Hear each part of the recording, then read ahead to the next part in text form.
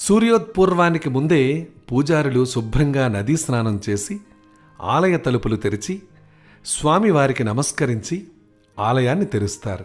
అంటే పూజారులే తొలి దర్శనం చేసుకుంటారు. ఇది సాధారణ ఆలయాల్లో. మరి తిరుమలలో ఏం జరుగుతుంది? శ్రీ వెంకటేశ్వర స్వామి ఆలయంలో ఎలా ఉంటుంది? స్వామివారి ఆలయ భద్రత వంటి వాటిని గొల్లలు చూసేవారు. ఉదయం ఆలయం తెరిచి రాత్రి మళ్లీ మూసుకుని వెళ్లేవారు. తిరిగి వారే ఆలయాన్ని తెరుస్తారు. ఆ బాధ్యతను నేటికి కూడా వారే నిర్వహిస్తున్నారు. సాంప్రదాయబద్ధంగా ఆ కుటుంబమే ఈ కార్యక్రమాన్ని నిర్వహిస్తారు. అందుకే వీరిని సన్నిధి గొల్ల అంటారు. అందరూ బయట నిలబడి ఉండగా గొల్ల సన్నిధి తాళాలతో తలుపులు తెరుస్తారు. అనంతరం బంగారు వాకిలి వద్దకు వెళ్లి జియంగార్ స్వాములు వేద పండితులు సుప్రభాతం పఠనం మొదలు పెడుతుండగా సన్నిధి గొల్ల ఆ తలుపులు తెరుస్తారు. దీంతో ఆయనకు శ్రీ వెంకటేశ్వర స్వామి తొలి దర్శనం లభిస్తుంది.